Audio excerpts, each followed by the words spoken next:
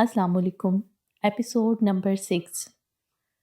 एक चांद तन्हा खड़ा रहा, मेरे आसमां से जरा पड़े। एक चांद तन्हा खड़ा रहा, मेरे आसमां से जरा पड़े। मेरे साथ साथ सफर में था, मेरी मंजिलों से जरा पर। तेरी जुस्तजू के हसार से, तेरे जवाब मेरे ख्याल से। मैं वो शख्स हूँ जो खड़ा रहा, तेरी चाहतों से जरा पड़े।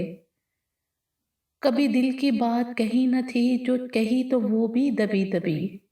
मेरे लफ्ज पूरे तो थे मगर तेरी समातों से जरा परे। तू चला गया मेरे हमसफर, जरा देख मुड़ के तो एक नजर। मेरी कश्तियां हैं जली हुई, मेरे साहिलों से जरा परे। दीनिया और खतीब को 1 घंटे के फ़र्क से अस्पताल पहुंचाया गया था। दीनिया इस वक्त ऑपरेशन थिएटर में थी जब खतीब को हॉस्पिटल पहुंचाया गया। घर के जुमला अफराद माँ सिवाय मोमिना बेगम के कि उनकी तबीयत नासाज थी और बुशरा भाभी के हॉस्पिटल के कॉरिडोर में मौजूद थे। जब तक खतीब अस्पताल न पहुंचा था, कबीर ऑपरेशन थिएटर के दरवाजे के इस सर्कल से आंखें टिकाए खड़ा रहा था, जिसके पार दीनिया मुख्तलिफ डॉक्टर्स और मशीनरी के नरगे में नजर आ रही थी। पीली जर्द रंगत, यूं लगता था खून का एक एक कतरा इसके वजूद से निचोड़ लिया गया था। कबीर इस दरवाजे के पास खड़ा खड़ा गोया पूरा का पूरा दुआ में डल चुका था। इसके वजूद का रुआ रुआ बस इन दो लोगों के लिए महवे दवा था। वार्ड बॉयज, नर्सिस, यहाँ तक के डॉक्टर्स भी इसे वहाँ से हटने के लिए कह चुके थे, लेकिन वो नहीं हटा था। गोया ज़रा सी तवज्जो मुतज़लज़ल हुई और दुआओं का हसार टूटा। चाचू इसका हाथ थामकर ज़बरदस्ती इसे वहाँ से घसीट लाए थे, मगर इसकी रूह, इसका दिल वहीं कहीं भटकता रह गया था। और फिर जैसे ही हतीब को वहाँ स्ट्रेचर पर लाया गया, वो मकैनिकी अंदाज में अपनी जगह से उठकर इसके स्ट्रेचर के साथ उठ खड़ा हुआ था और हतीब का हाथ थाम लिया था। हतीब के पाँव की ड्रेसिंग होने तक वो वहीं रूम में रहा था। नर्स के मना करने के बावजूद वो वहीं खतीब के पास बैठ गया। कुछ पता चला ये काम किसका है ऑफिसर? वो असफंद से मुखातिब थे, मगर इनकी नज़रें खतीब पर थीं, जिसके चेहरे के तासुरात में इसे कुछ गैर मामूलीपन नज़र आया था। वो इस वक्त दवाओं के ज़ेरे नींद में था, लेकिन इसके असाब खिंचे खिंचे से थे। किसी हद तक मालूम तो हुआ है इस काम में मैनेजर का हाथ है, लेकिन हमें मुकम्मल बात का अभी इल्म नहीं हुआ है। मैंने अपने एजेंट्स वहाँ छोड़ दिए हैं, कुछ ही देर में सब कुछ खुलकर सामने आ जाएगा। जाए वो कुआं से जहाँ से हमने आपके भतीजे और आपकी भांजी को रेस्क्यू किया है, इससे काफ़ी फासले पर हमें वहाँ एक आदमी बेहोश मिला, जो कि मैनेजर था। इसके कार्ड से हमें पता चला, साथ ही गन भी मिली है जिससे लड़की पर गोली चलाई गई है, पर हमें मुकम्मल सिचुएशन का कुछ अंदाज़ा नहीं हो सका। ऑफिसर असफन यार ने इन्हें तफसीली बताया था। क्या खतीब ने आपको कुछ नहीं बताया था? वो परेशान हो उठे थे। नहीं, क्योंकि जब हम वहाँ पहुँचे वो कुछ भी बताने की कंडीशन में नहीं था। He is in great shock. इसकी नज़रें लड़की पर ही ठहरी हुई थीं, यूं जैसे इन्हें यकीन हो चला हो कि वो मर चुकी है। उसे अपने पाँव से बहने वाले खून और तकलीफ का एहसास तक नहीं हो रहा था। मेरे कहने पर ही एक एजेंट ने इसे ख्वाब आवर इंजेक्शन लगाया और वो सो गया, बट वो मुस्तकिल नींद में एक ही नाम ले रहा था, एंड डैट वाज दीन। वो दोनों बातें करते राहदारी में काफ़ी आगे आ गए थे। ऑफिसर असवन कियार की बातों पर इनका दिल कहीं नीचे ही नीचे डूबा था। एक दर्द वो था जो इन्होंने दीनिया को गोली लगने की खबर पर अपने बेटे की आंखों में देखा था, और दूसरे कर्ब की दास्तान इसे असफन यार ने सुनाई थी। दोनों कदरें मुश्तरक थीं। अल्लाह इनसे अब ये कैसा इम्तिहान लेने जा रहा था। इन्होंने बामुश्किल तमाम खुद को कंपोज किया। आपका बहुत शुक्रिया ऑफिसर, जैसे ही मज़ीद कोई इत्तला मिले तो बताइएगा, इन्होंने असफन यार से मुसाफा करते कहा था। ऑफिसर असफन यार सर पर कैप रखते राहदारी में आगे बढ़ गए थे। वो पलटकर इस रूम में आ गए थे जहाँ हतीब था। किसी ने ठीक ही कहा था, मुसीबत जब आती है तो हर सिमत से घेर लेती है। कबीर अब भी इसी पोजीशन में हतीब का हाथ थामे बैठा था। इन्हें आगे बढ़कर इसके कंधे पर हाथ रखा तो इसके वजूद में छाया जमूद टूटा। वो किसी खौफजदा बच्चे की तरह इनसे लिपट गया। इन दोनों को पता है बाबा, मैं इनके बगैर नहीं रह सकता। پھر بھی دیکھیں بابا، کوئی میری آواز نہیں سن رہا، میری بات کا جواب نہیں دے رہا۔ وہ رندے لہجے میں مخاطب تھا۔ انہوں نے اپنے دونوں بازو اس کے گرد باندھے تھے۔ دل تھا ان کا بھی اندر ہی اندر رو رہا تھا۔ ایک طرف عزیز از جان بانجی تھی تو دوسری طرف عزیز از جان بھتیجا تھا۔ انہیں کچھ نہیں ہوگا، تم دیکھنا یہ دونوں جلد صحت یاب ہو کر گھر آ جائیں گے۔ تم جیسا مخلص دوست ہے نا ان کے حق میں دعا کرنے کے لیے۔ مخلص دلوں کی دعائیں اللہ رد نہیں کرتا۔ انہوں نے اس کا ماتھا چومتے تسلی دی تھی۔ تم یہاں خطیب کے پاس رہو، میں وہاں مریم اور دینیا کی طرف چکر لگا کر آتا ہوں۔ وہ ان کا ہاتھ تھپتھپاتے باہر نکل آئے تھے۔ پہلے کارڈیو میں مریم کی خبر لی۔ آپریشن کامیاب ہونے کے بعد اب ان کی کنڈیشن سٹیبل تھی، لیکن 24 گھنٹے اہم قرار دیے تھے ڈاکٹرز نے۔ مریم کو دیکھتے وہ سوچ رہے تھے کہ خطیب کو یہ خبر کیسے دیں کہ مریم کا اتنا بڑا آپریشن ہوا ہے۔ خیر فی الحال تو خطیب کی کنڈیشن کا اندازہ اس کے ہوش میں آنے کے بعد ہی ہونا تھا۔ وہ یہی سوچتے کارڈیو وارڈ سے نکل آئے تھے۔ راہداری میں دائیں طرف مڑے آپریشن تھیٹر کی طرف آئے تھے۔ راہداری میں لگے بینچز میں سے ایک پر شفیق احمد زری کے پاس بیٹھے اسے تسلی دے رہے تھے۔ کیا ہوا کامران، آیا کیا باہر یا ابھی آپریشن تھیٹر میں ہی ہے؟ انہوں نے قریب پہنچتے پوچھا تھا۔ آیا تھا، انہوں نے مبہم انداز میں زری بیگم کو دیکھتے کہا تھا۔ یعنی کچھ ایسا تھا جو وہ زری بیگم کے سامنے نہیں کہہ سکتے تھے۔ انہوں نے زری بیگم کو دیکھا جو برستی آنکھوں سے تسبیح کے دانے گرا رہی تھیں۔ انہوں نے شفیق احمد کو آگے چلنے کا اشارہ کیا اور آپریشن تھیٹر سے کچھ فاصلے پر آ کر رکے۔ کیا بتایا کامران نے؟ وہ پریشان ہو چکے تھے۔ اس نے بتایا کہ گولی دینیا کی گردن کو چھوتی ہوئی گزری ہے، اگر ذرا بھی ادھر ادھر ہو جاتی تو اس کی گردن میں گھس جاتی۔ شفیق احمد نے اپنی گردن پر انگلی رکھتے بتایا تھا۔ چلو اللہ کا شکر ہے، انہوں نے سینے پر ہاتھ رکھتے کہا تھا۔ لیکن ایک مسئلہ ہے، اس کی بریتھنگ سٹیبل نہیں ہو رہی، اس لیے اسے وینٹیلیٹر پر لے جا رہے ہیں۔ آپریشن تو ہو چکا ہے اس کا۔ کامران یہ بھی کہہ رہا تھا کہ ہو سکتا ہے کہ وہ 2-3 گھنٹوں میں ریکور کر لے اور ہو سکتا ہے 1-2 دن لگ جائیں۔ شفیق احمد تسلسل سے کہے جا رہے تھے اور ان کے ماتھے پر فکروں کے جال بڑھتے جا رہے تھے۔ تبھی آپریشن تھیٹر کا دروازہ کھلا تھا اور دیگر سرجنز کے ساتھ کامران بھی باہر آیا تھا اور ان کے پیچھے دینیا کو اسٹریچر پر باہر لایا گیا تھا۔ زری بیگم جلدی سے آگے بڑھی تھیں۔ دینیا میری بچی، ممتا کی کیسی تڑپ تھی ان کے لہجے میں۔ کامران نے آگے بڑھ کر ماں کو تھاما تھا۔ وہ اب ٹھیک ہے ماما، اب اسے انڈر آبزرویشن رکھا جائے گا۔ کامران نے بڑے حوصلے سے ماں کو حوصلہ دیا تھا۔ اکلوتی بہن کو اس حالت میں دیکھنا خود اس کے لیے بھی بہت صبر آزما تھا۔ دینیا کے چہرے پر آکسیجن ماسک لگا تھا۔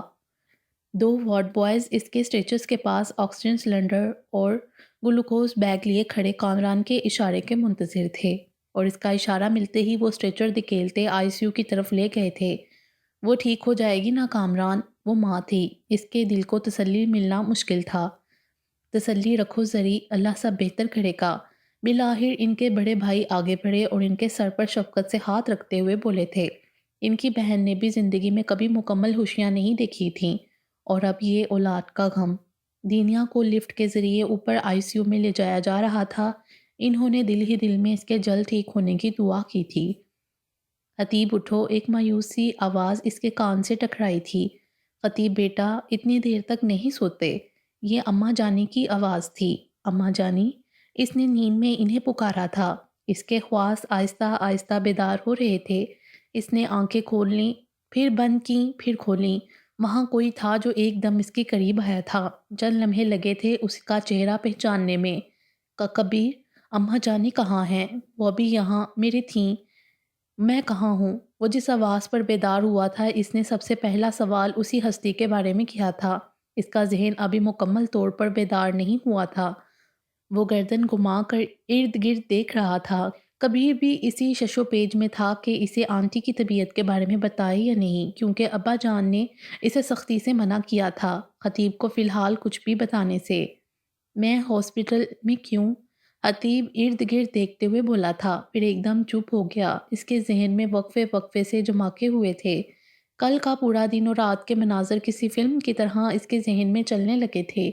دینیا کی بگڑی حالت نے اسے اس قدر خواص باختہ کیا تھا اس کے ہمیشہ چلے جانے کے خوف نے اس طرح اس کے تمام احساسات منجمد کیے تھے۔ اگر وہ اس وقت خود ہاسپٹل میں تھا تو دینیا کہاں تھی؟ کبیر کبیر دینیا کہاں ہے؟ وہ کیسی ہے کبیر؟ اسے گولی لگی تھی، بہت خون بہہ رہا تھا کبیر، وہ ٹھیک نہیں تھی کبیر، وہ ٹھیک نہیں تھی۔ وہ کبیر کا ہاتھ تھامے بڑی بے تابی سے بولتا اس کا ہاتھ تھامے اٹھ بیٹھا تھا۔ کبیر کے لیے اس کا عمل بالکل فطری تھا۔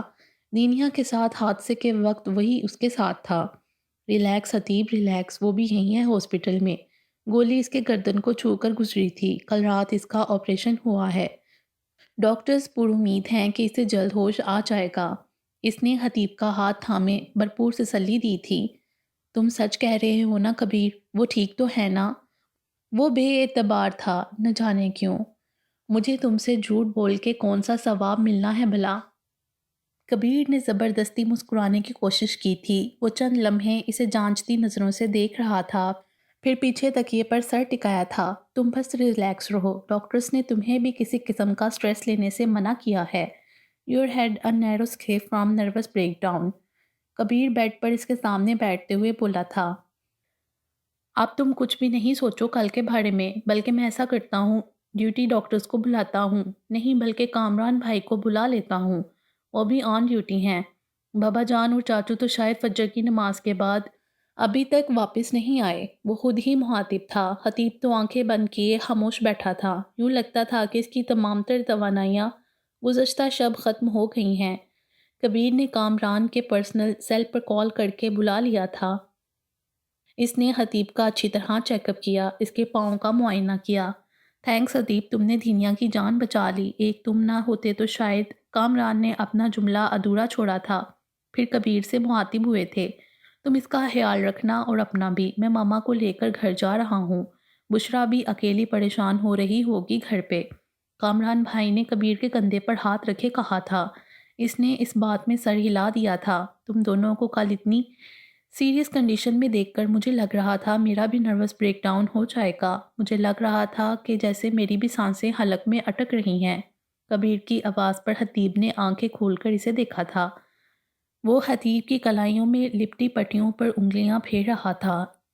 اس کے چہرے پر پس مرتگی چھائی تھی اور اس کی آنکھیں رت جگہ کی چگلی کھا رہی تھیں۔ بے لوث محبت کرنے والے پرخلوص لوگ زندگی میں بہت کم ملتے ہیں، اور ان کی زندگی میں کبیر ایک ایسا ہی انسان تھا۔ کبیر نے اس کا ہاتھ اپنے ہاتھ میں لیا تو خطیب نے سر اٹھا کر اسے دیکھا۔ خطیب کے چہرے پر مدھم مسکراہٹ تھی۔ مجھے تو دال میں کچھ کالا لگ رہا ہے، سچ سچ بتاؤ، یہ ڈر تمہیں میرے حوالے سے بھی لگا یا اپنی ناموز محبت کے لیے ہی پریشان ہوتے رہے؟ خطیب نے اپنے لہجے میں شرارت سمونے کی کوشش کی تھی، اور اس کوشش میں وہ کامیاب بھی رہا تھا۔ بدتمیز انسان، ہاتھ پاؤں ٹوٹے ہوئے ہیں لیکن تم اپنی حرکتیں بند نہیں کرو گے، کبیر نے اسے مصنوعی خفگی سے دیکھتے ہوئے کہا تھا۔ خطیب نے ہنستے ہوئے اسے گلے لگایا تھا۔ تم جیسے پیارے دوست کے ہوتے ہوئے ہم دونوں کو کیسے کچھ ہو سکتا تھا؟ خطیب کے لہجے میں دوست کے لیے محبت جھلک رہی تھی۔ کبیر بھی اپنے دونوں بازو اس کے گرد باندھتے ہوئے دوستی کا حق ادا کیا تھا، اور کچھ لمحوں بعد وہ دونوں باتوں میں مگن ہو چکے تھے۔ خطیب نے اسے کل کی تمام رودات سنائی تھی، سوائے ان بے ساختگیوں سے جو اس سے سرزد ہو چکی تھیں۔ اللہ پاک ہماری 30 مارخان دوست کو جلدی صحت یابی عطا کرے اور وہ اپنی تمام تر 30 مارخانیوں کے ساتھ ہمارے درمیان واپس آ جائے اور ہماری فرینڈشپ مکمل لگے، ایک بار پھر آمین۔ کبیر نے باقاعدہ ہاتھ اٹھا کر دعا کی تھی۔ خطیب متبسم نگاہوں سے اسے دیکھتا رہا تھا۔ گزشتہ شب کے مقابلے میں کبیر اب خاصا ریلیکس تھا، ورنہ کل تو اس نے خطیب کے روم سے ICU تک کے کتنی بار چکر لگائے تھے کہ ڈاکٹرز، نرسز اور وارڈ بوائز اسے ترہم بڑی نگاہوں سے دیکھنے لگے تھے، اور وہ تب تک ٹک کر ایک جگہ نہیں بیٹھا تھا جب تک کامران نے اسے یہ نیوز نہیں دی تھی کہ دینیا کی بریتھنگ اب سٹیبل ہے اور 1 گھنٹہ تک وینٹیلیٹر سسٹم ہٹا دیا جائے گا۔ کچھ ہی لمحوں بعد ابا جان اور چاچو دروازہ کھول کر اندر داخل ہوئے تھے۔ کبیر انہیں دیکھ کر اپنی جگہ سے اٹھ کھڑا ہوا تھا۔ خطیب، میری جان، تمہیں ہوش آ گیا؟ اللہ کا لاکھ لاکھ شکر ہے، ہم ابھی صدقہ خیرات کر کے آئے ہیں اللہ کی راہ میں۔ وہ اس کے پاس بیڈ پر بیٹھتے اسے سینے سے لگائے بولے تھے۔ ان کے لہجے میں ہمیشہ والی محبت اور تڑپ تھی۔ ان کی بے ساختگی پر خطیب نے سٹپٹا کر کبیر اور شفیق احمد کی طرف دیکھا تھا۔ مگر ان دونوں کے چہرے پر مبہم مسکراہٹ دیکھ کر اسے کچھ انہونا سا احساس ہونے لگا۔ خدا نہ خواستہ تمہیں کچھ ہو جاتا تو ہم اپنے بھائی کو کیا منہ دکھاتے، مریم کو کیا جواب دیتے؟ وہ ایک تسلسل سے کہے جا رہے تھے اور کبیر اور شفیق احمد کے چہرے دیکھ کر اسے اندازہ ہو گیا تھا کہ وہ اسے جانتے ہیں۔ اسے خود سے الگ کرتے ہوئے انہوں نے اس کے ماتھے کا بوسہ لیا تھا۔ تمہیں نہیں معلوم تم ہمیں کتنے عزیز ہو، ہمارے بھائی کی واحد نشانی ہو تم ہمارے پاس، تمہیں بھی اگر گوا دیں تو ہمارے پاس کچھ نہیں بچے گا۔ وہ اس کے ہاتھوں کو ہونٹوں سے لگائے بولے چلے جا رہے تھے اور خطیب ایک بار پھر شرمندہ ہو گیا تھا۔ ایک عرصہ تک انہوں نے اپنے لہجے سے انہیں تکلیف پہنچائی تھی، مگر انہوں نے کبھی ایک حرف شکایت کی نہیں کہا تھا۔ اس کی ہر بدتمیزی کو نظر انداز کر کے ہمیشہ اس سے محبت سے ملتے تھے اور ہر ملاقات پر یہ محبت دگنی لگتی تھی۔ بس بھی کریں بھائی صاحب، شفیق احمد آگے آئے تھے۔ جوان تمہاری ہمت کو سلام ہے، تم نے کل مردانہ وار مقابلہ کیا۔ وہ خطیب کی پیٹھ تھپکتے اس سے مخاطب تھے۔ تمہارے بابا بھی ایسے تھے، بہادر بے خوف۔ شفیق احمد کی نگاہوں میں ماضی کا عکس تھا۔ لمحہ بھر وہاں خاموشی طاری ہو گئی تھی، تبھی دروازہ کھلا تھا اور ایک نرس اور ڈاکٹر اندر آئے تھے جو رات سے ہی خطیب کو اٹینڈ کر رہے تھے۔ اس کا اچھی طرح سے چیک اپ کرنے کے بعد وہ تایا جان سے مخاطب ہوئے تھے۔ He is mentally fit now, but ابھی یہ 1-2 دن تک نہ چلیں تو بہتر ہوگا کیونکہ ان کے گھٹنے کا زخم ابھی تازہ ہے اور کسی حد تک گہرا بھی ہے، ڈاکٹرز نے اپنے پروفیشنل انداز میں کہا تھا۔ انہوں نے سر ہلانے پر اکتفا کیا تھا۔ ڈاکٹر اس کی میڈیسن تبدیل کر کے اور ڈائٹ چارٹ دیکھ کے چلے گئے تھے۔ نرس نے اسے ایک انجیکشن لگایا تھا کیونکہ کافی دیر بیٹھے رہنے کی وجہ سے اس کی ٹانگ میں درد کی ٹھیسیں اٹھ رہی تھیں۔ انجیکشن لگنے کے کچھ ہی دیر بعد وہ نیند کی آغوش میں چلا گیا تھا۔ دینیا کیسی ہے کامران زری؟ جیسے ہی وہ گھر میں داخل ہوئے، مومنہ بیگم جو لاؤنج میں بیٹھی تھی جلدی سے اٹھ کر ان کے قریب آئی تھیں۔ بشریٰ نے جب سے انہیں رات کے والے حادثے کے بارے میں بتایا تھا، انہیں ایک پل سکون نہیں ہو رہا تھا۔ اس کا بس نہیں چل رہا تھا کہ اڑ کر ہسپتال پہنچ جائے۔ ریلیکس ممانی جان، وہ اب کافی بہتر ہے، انشاءاللہ شام تک اسے روم میں شفٹ کر دیا جائے گا۔ کامران انہیں تھام کر واپس صوفے پر بٹھاتے ہوئے بولا تھے۔ بہت غلط کیا ہے تم لوگوں نے میرے ساتھ، مجھے میری بچی کے بارے میں کچھ بتایا ہی نہیں۔ وہ شکوہ کرتی رو پڑی تھیں۔ آپ کی طبیعت ٹھیک نہیں تھی، اس لیے آپ کو نہیں بتایا۔ کامران نے اپنا بازو ان کے کندھے پر پھیلاتے ہوئے محبت سے کہا تھا۔ صحیح کہہ رہا ہے بابی بیگم، آپ پہلے ہی کتنے گھنٹے مریم کے ساتھ گزار کر آئی تھیں۔ دوبارہ ہسپتال جانے سے آپ کی طبیعت مزید بگڑتی، اس لیے آپ کو کچھ نہیں بتایا۔ زری نے بھی انہیں تسلی دی تھی اور مریم کے ذکر پر ان کے دل کا بوجھ اور بڑھا تھا۔ ایک بار پھر خطیب کی طبیعت بتاؤ، وہ کیسا ہے؟ انہوں نے کامران سے پوچھا تھا۔ وہ بھی ٹھیک ہے، اب ہاتھ پاؤں زخمی ہیں اس کے، لیکن کچھ دنوں تک ٹھیک ہو جائے گا، کامران نے تھکن سے چور لہجے میں کہا تھا۔ تبھی بشریٰ بھابی اپنا 1.5 سالہ بیٹا گود میں اٹھائے وہاں آئی تھیں، نماز کے انداز میں دوپٹہ باندھے۔ ارمان اپنے بابا کو دیکھ کر اس کی گود میں آنے کے لیے ہمکنے لگا تھا۔ بشریٰ نے اسے کامران کو تھماتے ہوئے دینیا اور خطیب کا پوچھا تھا، پھر کچن کا رخ کیا تھا چائے بنانے کے لیے۔ خطیب، کہاں ہو بیٹا؟ ماما پریشان ہو رہی ہیں۔ اس کے بند آنکھوں کے پار بچپن کا ایک منظر تھا۔ ماما مجھے یہ گھر اچھا نہیں لگ رہا، بابا ہمیں یہاں چھوڑ کر کیوں چلے گئے؟ وہ حفاظہ باڑ کے پاس کھڑا تھا۔ اس وقت اس کی عمر 6 سال تھی۔ مریم نے اسے آگے بڑھ کر اپنے بازوؤں میں بھر لیا تھا۔ بابا کو کچھ ضروری کام ہے ماما کی جان، وہ کچھ دن بعد واپس آ جائیں گے۔ مریم نے اس کے ناک دباتے محبت سے کہا تھا۔ نہیں، یہ سچ نہیں ہے، آپ اتنے دن سے مجھ سے یہی کہہ رہی ہیں۔ میں بابا کے ساتھ ساتھ آپ سے بھی خفا ہوں۔ وہ مریم کے بازو ہٹاتا دور جا کھڑا ہوا تھا۔ مریم نے مسکرا کر اس کی یہ ادا دیکھی تھی۔ اچھا ٹھیک ہے، اگر خطیب بابا کے ساتھ ساتھ ماما سے بھی ناراض ہے تو ماما بھی خطیب کو چھوڑ کر چلی جائے گی۔ مریم نے دروازے کی طرف قدم بڑھائے تھے۔ ماما؟ وہ دوڑ کر مریم کے قدموں سے لپٹا تھا۔ میں آپ سے خفا نہیں ہوں، آپ مجھے چھوڑ کر نہیں جائیں گی۔ وہ خوفزدہ ہو گیا تھا۔ ارے ماما تو مذاق کر رہی تھی۔ مریم گھٹنوں کے بل اس کے برابر بیٹھتے اسے خود میں سموتے ہوئے بولی تھیں۔ آپ سچ کہہ رہی ہیں، آپ مجھے چھوڑ کر نہیں جائیں گی؟ اس کی آنکھوں میں خوف دیکھ کر مریم کا دل مسل گیا تھا۔ آئی پرومس، میں آپ کو چھوڑ کر کہیں نہیں جاؤں گی۔ انہوں نے اسے مزید خود میں بھینچا تھا۔ میں بھی آپ کو چھوڑ کر کہیں نہیں جاؤں گا ماما۔ اس نے گویا ماں کے دل کی بات بوجھ لی تھی۔ مریم نے بے ساختہ اس کا چہرہ چوما تھا۔ منظر دھندلا ہوتا چلا گیا تھا۔ خطیب اب اٹھ بھی جاؤ، ماما آپ کا ویٹ کر رہی ہیں۔ مریم کی آواز اس کے کانوں میں آ رہی تھی۔ اماں جان، نیند میں اس کے منہ سے یہ نام بے آواز ادا ہوا تھا۔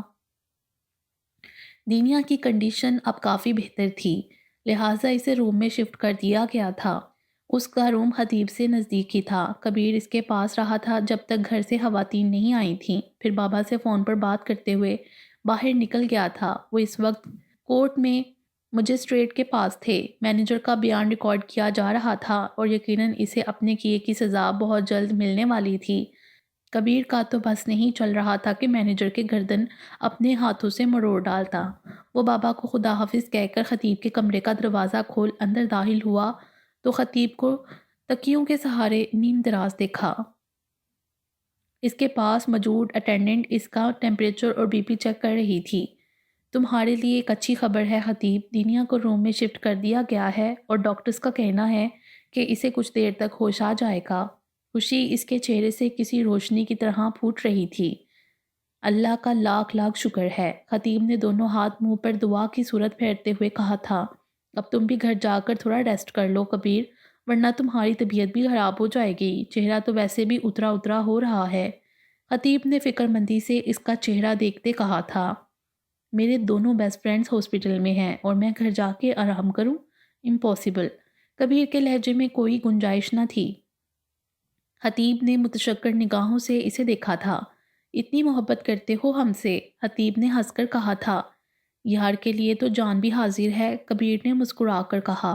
نہیں سرکار، فی الحال جان مت دیں، بس اپنا موبائل دے دیں، میں اسی سے کام چلا لوں گا، خطیب نے ہنستے ہوئے کہا۔ پاس کھڑی نرس نے مسکراتے ہوئے ان دونوں کو دیکھا اور پھر بولی، لگتا ہے کافی گہرا دوستانہ ہے آپ لوگوں میں۔ ان محترم نے تو پورا ہاسپٹل سر پہ اٹھایا ہوا ہے کل صبح سے۔ نرس کا اشارہ کبیر کی طرف تھا۔ خطیب نے ہنستے ہوئے کبیر کے ہاتھ سے موبائل لیا تھا۔ ایسی ویسی گہری دوستی، سمندر جیسی گہری دوستی ہے ہماری سسٹر، کبیر نے فخریہ گردن اکڑائی تھی۔ خطیب نے مسکرا کر کان سے موبائل لگاتے ہوئے اسے دیکھا تھا۔ زندگی میں سچے دوست سچے موتیوں جیسے ہوتے ہیں جنہیں سنبھال کر رکھنا پڑتا ہے۔ کبیر اب نرس کو اپنے قصے سنانے میں لگ گیا تھا۔ خطیب کے چہرے پر پھیکی مسکراہٹ آہستہ آہستہ فکر میں ڈھلتی جا رہی تھی۔ کبیر کی اس کے چہرے پر نظر پڑی تو باتیں چھوڑ کر اس کی طرف متوجہ ہوا تھا۔ کیا ہوا، کسے کال کر رہے ہو؟ کبیر نے پوچھا تھا۔ اماں جان کو گھر کال کر رہا ہوں مگر ریسیو ہی نہیں ہو رہا، میں صبح سے ویٹ کر رہا ہوں، کیا تم نے انہیں انفارم نہیں کیا؟ لیکن انہیں ویسے بھی پتہ چل گیا ہوگا کہ میں کسی پریشانی میں ہوں، کیونکہ میں نے انہیں شام تک آنے کا کہا تھا۔ کیا انہوں نے تایا جان سے کوئی رابطہ کیا؟ وہ حقیقتاً اب بہت زیادہ پریشان ہو چکا تھا۔ وہ ایک بار پھر نمبر ڈائل کر رہا تھا۔ کبیر نے چند لمحے اسے دیکھا، پھر ہاتھ بڑھا کر اس کے ہاتھ سے فون لے لیا۔ خطیب نے حیران نگاہوں سے اسے دیکھا تھا۔ وہ فون ریسیو نہیں کریں گی خطیب، کبیر نے نگاہیں چراتے ہوئے کہا تھا۔ مگر کیوں؟ تم ایسے کیوں کہہ رہے ہو؟ خطیب کا دل بری طرح دھڑکا تھا۔ اس نے نیند میں مریم کو خود کو پکارتے سنا تھا۔ کیونکہ وہ گھر پر نہیں ہے، کبیر نے اب بھی اسی طرح کہا تھا، جبکہ خطیب ڈوبتے دل اور بے یقین نگاہوں سے کبیر کو دیکھے جا رہا تھا۔ مریم اگر گھر پر نہیں تو کہاں تھیں؟ ویل چیئر ماربل کے فرش پر پھسلتی آگے بڑھ رہی تھی جس پر خطیب بیٹھا تھا اور اسے چلانے والا کبیر تھا جسے آگے کی طرف دھکیلتا ہوا کارڈیو وارڈ کی طرف لا رہا تھا۔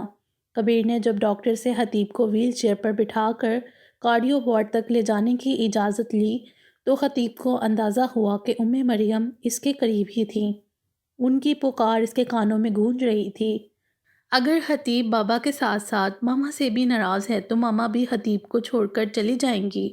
اس کی دائیں آنکھ سے پھسلتا آنسو اسے گال سے لڑک کے اس کے ہاسپٹل کے یونیفارم میں جذب ہوا تھا۔ کبیر نے ویل چیئر گلاس ڈور کے پاس لا کے روکی تھی، پھر دروازہ کھول کر ویل چیئر اندر کو لے آیا تھا۔ وہاں کچھ فاصلے پر بیڈ پڑے تھے جنہیں کرین کی مدد سے علیحدہ کیا گیا تھا۔ وہاں ہر بیڈ کے ایک اٹینڈنٹ گھر کا فرد موجود تھا۔ آنٹی کو ہارٹ اٹیک ہوا تھا خطیب، ان کے 2 ہارٹ والز بند تھے، اوپن ہارٹ سرجری کرنا پڑی۔ She is now out of danger. Kabir wheelchair کو مریم کے بیڈ تک لاتے ہوئے اسے بتا رہا تھا۔ حتیب کی طرف سے کوئی جواب نہیں آیا تھا۔ وہ تو سامنے بیڈ پر نظر آئے مریم کے حنیف وجود کو دیکھ رہا تھا۔ کل صبح تک یہ لب دعائیں پڑھ کر اس پر پھونک رہے تھے، یہ آنکھیں اس کی نظر اتار رہی تھیں، اور آج لب خاموش اور آنکھیں نہ جانے کون سا درد اپنے اندر سموئے بند تھیں۔ اماں جانی، حتیب کے لبوں سے بس یہی لفظ ادا ہوئے تھے۔ اس نے ان کا ہاتھ اپنے ہاتھوں میں لیتے ہوئے آنکھوں سے لگایا تھا۔ آنسو ایک تواتر سے اس کی آنکھوں سے بہتے ہوئے مریم کے ہاتھ پر بہتے جا رہے تھے۔ مومنہ بیگم، جو کچھ وقت دینیا کے کمرے میں گزارنے کے بعد یہاں چلی آئی تھیں، نے تسلی آمیز انداز میں اس کے کندھے پر ہاتھ رکھا تھا۔ بس بیٹا، شکر ادا کرو اور دعا کرو مریم کے لیے۔ اب وہ ٹھیک ہے، اس طرح رو کر تم اسے پریشان کرو گے۔ ہمت سے کام لو بیٹا، انہوں نے اس کے سر پر شفقت سے ہاتھ پھیرتے کہا تھا، مگر اس کے دل کو سکون کہاں آ رہا تھا۔ یہ رشتہ اس کے پاس واحد رشتہ تھا جو اس کے آنکھیں کھولنے کے بعد سے اب تک اس کے ساتھ تھا۔ اس رشتے کو کھونے کا تصور بھی اس کے لیے محال تھا۔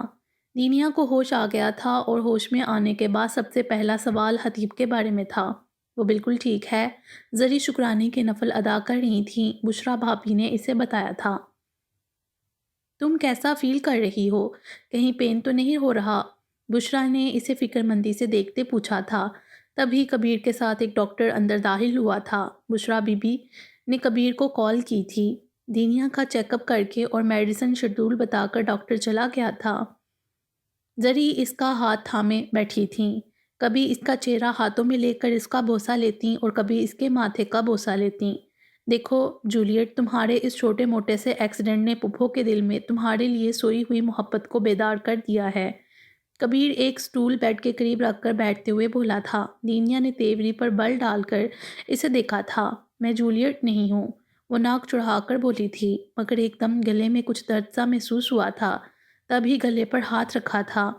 آرام سے، گلے پر زیادہ زور نہیں دینا، میری نہیں، یہ ڈاکٹرز کی ہدایت ہے جولیٹ۔ کبیر نے اسے مزید چڑھایا تھا۔ ذرا مجھے ٹھیک ہونے دو، پھر میں تمہیں دیکھوں گی، اس نے دھیرے لہجے میں کہا تھا۔ اس کی دبی دبی آواز پر وہ تینوں مسکرا رہے تھے۔ کبیر اب صحیح معنوں میں ریلیکس ہو گیا تھا۔ حتیب، اب تمہیں ریسٹ کر لینا چاہیے بیٹا، تمہارے لیے اتنا سٹریس لینا اور اتنا بیٹھنا ٹھیک نہیں ہے۔ بابا جان اور چاچو جیسے ہی ہاسپٹل پہنچے، انہیں کبیر سے حتیب اور پھر دینیا کے ہوش میں آنے کی خبر مل گئی تھی۔ ساتھ میں کبیر نے انہیں یہ بھی بتا دیا تھا کہ وہ حتیب کو مریم کے آپریشن کے بارے میں بتا چکا ہے، اس لیے وہ سیدھا کارڈیو وارڈ میں ہی آئے تھے، اور حتیب کو مریم کا ہاتھ تامے بیٹھے دیکھ کر انہوں نے پیار سے اس کے کندھے پر ہاتھ رکھتے کہا تھا۔ اس نے نظر اٹھا کر انہیں دیکھا، اور اس کی نیلی آنکھیں گویا ان کا سب کچھ لے جاتی تھیں۔ اس وقت ان کی آنکھوں میں تنہائی کا خوف تھا۔ انہیں وہ بھیڑ میں اپنوں سے بچھڑ جانے والا بچہ محسوس ہوا۔ انہوں نے بے اختیار اسے خود سے لپٹا لیا۔ مریم کو کچھ نہیں ہوگا میرے بچے، وہ بالکل ٹھیک ہو کر ہمارے ساتھ گھر جائے گی۔ اب میں تم دونوں کو یوں تنہا نہیں چھوڑیں گے۔ انہوں نے اپنا مصمم ارادہ ظاہر کیا تھا۔ مومنہ بیگم، آپ یہیں ٹھہریں، میں حتیب کو اس کے روم میں لے جا رہا ہوں۔ مومنہ بیگم نے اس بات میں سر ہلایا تھا۔ وہ تو خود حتیب کو کتنی بار کہہ چکی تھیں، مگر اس نے ہر بار منع کر دیا۔ میں اماں جان کے پاس رہنے کے لیے تمہیں خود بھی تو ٹھیک ہونا ضروری ہے۔ اگر تم خود اس حالت میں اماں جان کے ساتھ آؤ گے تو اس کی طبیعت کی خرابی کا خدشہ ہے۔ کیا تم ایسا چاہو گے؟ نہیں نا، تو بس میرے ساتھ چلو، ریسٹ کرو، میں تمہیں واپس لے آؤں گا۔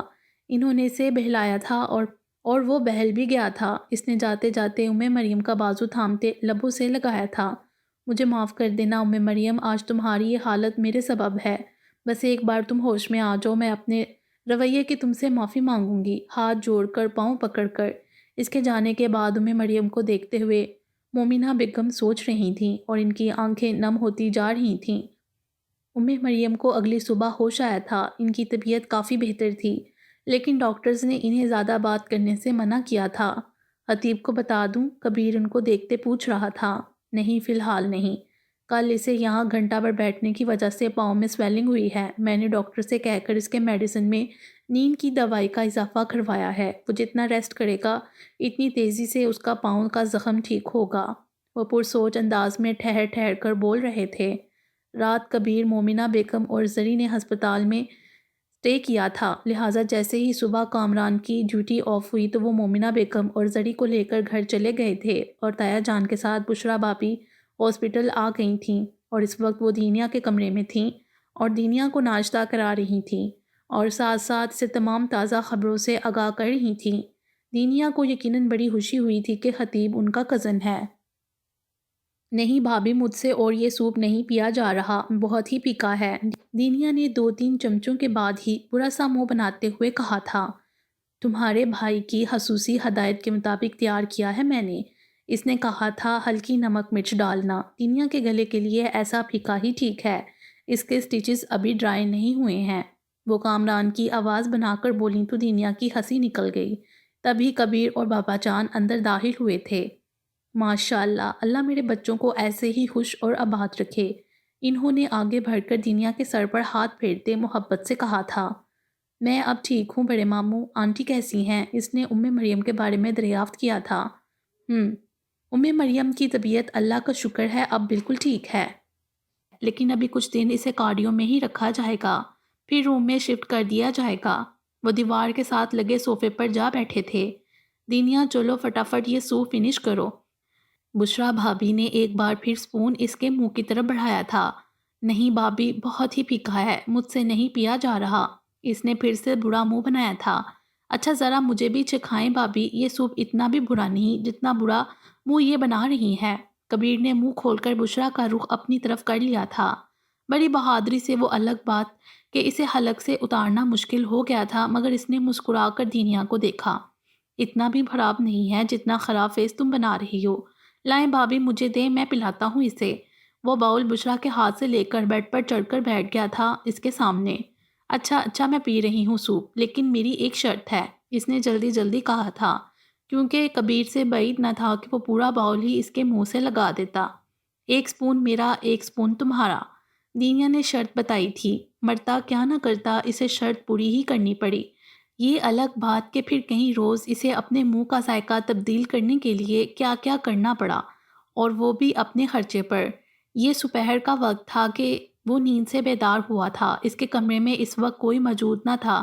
اس کے پاؤں پر پورا دن اس قدر سویلنگ رہی تھی کہ وہ اپنی جگہ سے ہل بھی نہ سکا تھا، اور پھر کچھ دواؤں کے زیر اثر وہ سوتا بھی رہا تھا۔ اس وقت وہ چھت پر نظر ٹکائے مریم کے بارے میں ہی سوچ رہا تھا۔ آخر ایسا کیا ہو گیا کہ مریم اس حال کو پہنچ گئی تھیں؟ وہ اپنی ماں کو بہت اچھی طرح سے جانتا تھا، وہ ایک بہت مضبوط خاتون تھیں۔ بابا کی ڈیتھ کے بعد انہیں کیسے مشکل وقت گزارا تھا، لیکن انہوں نے ہر وقت کو مضبوطی اور ہمت سے گزارا تھا۔ ایک وقت ایسا بھی آیا تھا کہ ان کے گھر میں کھانے کو کچھ نہ بچا تھا، اور تب اس نے اپنی ماں کو گھر سے جاب کرنے کے لیے پہلی بار نکلتے دیکھا تھا۔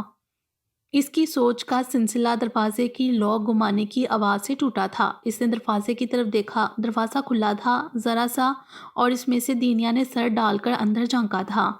دین، وہ بے ساختہ اٹھ بیٹھا تھا۔ اسے اٹھتا دیکھ دینیا ہنستی مسکراتی اندر داخل ہوئی تھی۔ دین تم یہاں کیسے؟ لڑکی تمہاری طبیعت ٹھیک ہے؟ ذرا 2-4 دن بیماروں کی طرح ایکٹ کر لو، ابھی تازہ تمہیں ایک گولی چھو کے گزری ہے۔ خطیب نے اسے دیکھ کر ہنستے ہوئے کہا تھا، میں بالکل ٹھیک ہوں، بس وہ کسی وقت سٹیچز میں کھچاؤ سا ہوتا ہے، باقی تو سب خیر ہے۔ تم سناؤ تمہاری طبیعت کیسی ہے؟ پاؤں کیسا ہے اب؟ دینیا ایک سٹول پر بیٹھتے ہوئے بولی تھی، میری طبیعت تو ٹھیک ہے، لیکن تمہیں ایسے اپنے روم سے نہیں نکلنا چاہیے، اور بولنا تو بالکل نہیں چاہیے، یہ تمہاری صحت کے لیے ٹھیک نہیں ہے۔ خطیب نے اس کے گلے اور ہاتھ پر تازہ کی گئی بینڈیج کو دیکھ کر کہا تھا، تمہیں پتا تو ہے یہ دونوں کام کرنا میرے لیے ناممکن ہے، میں ایک جگہ ٹک کے نہیں بیٹھ سکتی اتنا لمبا ٹائم۔ اس نے ایک شان بے نیازی سے کہتے ہوئے دائیں ہاتھ کی ہتھیلی اپنی ٹھوڑی کے نیچے ٹکائے اپنا روح روشن خطیب کی طرف کر کے کہا تھا، اچھا جی، ذرا یہ لمبا ٹائم وضاحت کرنا ذرا اس فکرے کی۔ ابھی کل ہی کی تو بات ہے محترمہ کہ آپ وینٹیلیشن پر تھیں، اور آج ایسے دندناتی پھر رہی ہو۔ خطیب نے اسے ہاتھ ٹھوڑی سے ہٹاتے صوفے پر بیٹھنے کا اشارہ کرتے کہا تھا، کیا ہے بور مت کرو، ایک تو میں اس کمبخت سفیر کی مہربانی کی وجہ سے ہاسپٹل میں ہوں، پھر اوپر سے ہر کوئی مجھے یہ احساس دلا رہا ہے کہ میں بیمار ہوں۔ مریض کو یہ فیل کرواتے ہیں کہ وہ بیمار ہے یا یہ کہ اب وہ بہتر ہے۔ وہ منہ پھلائے بولی تھی، میں نے ہار مان لی دینیا شاہ، آپ سے تو کوئی لڑائی بھی نہیں جیت سکتا، تو پھر باتوں میں کیسے جیت سکتا ہے؟ حتیب نے ہاتھ جوڑ لیے تھے۔ اس کے اس انداز پر دینیا نے 32 دانتوں کی نمائش ضروری سمجھی۔ بالکل زہر لگتی ہو ایسے ہنستے ہوئے۔ حتیب نے 1000 بار کا جملہ کہا تھا۔ اچھا زہر لگتی ہوں میں تمہیں؟ دینیا کے لہجے میں کچھ تو تھا جو حتیب کو چونکا گیا تھا۔ اس نے دھیان سے اس کے چہرے پر پھیلے تاثرات کو دیکھا تھا اور لمحے کے 1000ویں حصے میں جان گیا تھا کہ کل رات جس جذباتیت کا اس نے مظاہرہ کیا تھا اس سے دینیا کی سماعتیں محفوظ نہ رہی تھیں۔ اچھا چلو چھوڑو، تم نے ہمیں پہلے کبھی کیوں نہیں بتایا کہ تم ہمارے کزن ہو؟ وہ بویں اچکا کر پوچھ رہی تھی۔ اس سے پہلے کہ خطیب کچھ بولتا، کبیر دروازہ کھول کر اندر داخل ہوا تھا۔ اس کے ساتھ زری بھی تھیں۔ دیکھا میں نے کیا کہا تھا پھپھو، کہ اس مریضہ کو غائب کرانے میں ہسپتال انتظامیہ کا کوئی ہاتھ ہے ہی نہیں، بلکہ یہ تو مفرور مریضہ ہے، کبیر نے اندر داخل ہوتے دبنگ انداز میں کہا تھا۔ حتیب اور دینیا نے چونک کر انہیں دیکھا تھا۔ دینیا حد کر دی، ہم سب یہاں پریشان ہو رہے ہیں کہ دینیا کہاں گئی۔ میری ذرا آنکھ کیا گئی، تم کمرے سے ہی باہر نکل آئی۔ ابھی ڈاکٹر راؤنڈ پر آتے تو کیا کہتے؟ وہ تو شکر ہے کبیر آ گیا، ورنہ میں تو چلی تھی ہسپتال انتظامیہ کے پاس۔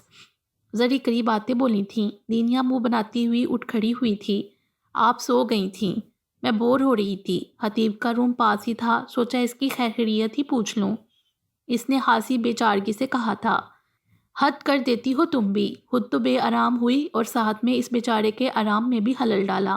طبیعت ٹھیک ہے بیٹا؟ ذری پہلے دینیا سے پھر حتیب سے مخاطب ہوئی تھیں۔ جی اللہ کا شکر ہے، حتیب نے مختصر جواب دیا۔ بیٹا دینیا نے تمہیں پریشان تو نہیں کیا نا؟ اس نے شفقت سے اس کے سر پر ہاتھ پھیرتے پوچھا تھا۔ دینیا اور کبیر میرے بچپن کے 2 دوست ہیں، ان کی کوئی بھی بات کبھی مجھے پریشان نہیں کرتی، اس نے مسکراتے ہوئے جواب دیا۔ وہ چند لمحے اسے دیکھتی رہیں۔